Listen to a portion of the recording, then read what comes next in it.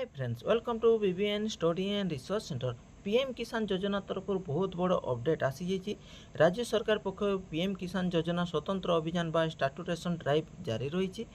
राज्यर समस्त ग्रामांचल और सहरांचल भूमिधारी योग्य कृषक को पीएम किसान योजना अंतर्भुक्त करा यही स्वतंत्र अभियान 8/11/2024 पर्यंत चलो। तो जो माने पीएम किसान योजना सामिल हो पारि ना तो निज घरे मध्य रहीक आपण पीएम किसान योजना सामिल हो पारे।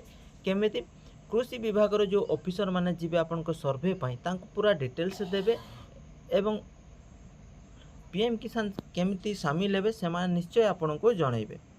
तो ये कौन देछि देखो पीएम किसान योजना स्वतंत्र अभियान ग्रामांचल और सहरांचल समस्त वर्ग भूमिधारी क्षुद्र नाममात्र मध्यम और बृहत चाषी को यही प्रक्रिया सामिल हेबे।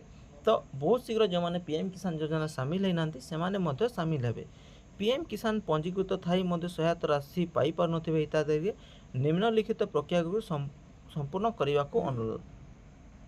तो जो मैंने पीएम किसान योजना पंजीकृत होते सहायता जो मैंने पाई पार नथिले से कौन यही जो तले दिखाई जो कौन प्रक्रिया गुड़िक ताको संपूर्ण करने को अनुरोध।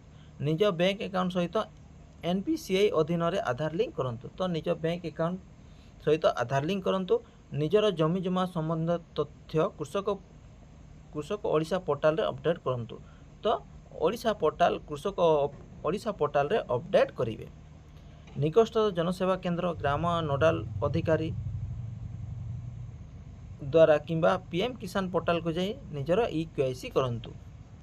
तो यह थिला छोटिया इनफॉरमेशन। ई-केवाईसी करला पर आपन को पीएम किसान जो आपन को थिला कौन जो सहायता राशि थिला ताहा पाई परिबे।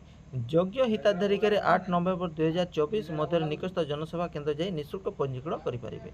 तो योग्य हिताधिकारी माने 8 नवेम्बर पर्यंत जनसेवा केंद्र को जाई निःशुल्क पंजीकरण करि परिबे। यह थिला आपन को important notification.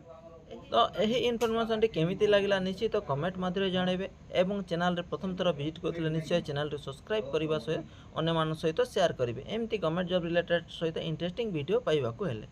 Thank you, thanks for watching.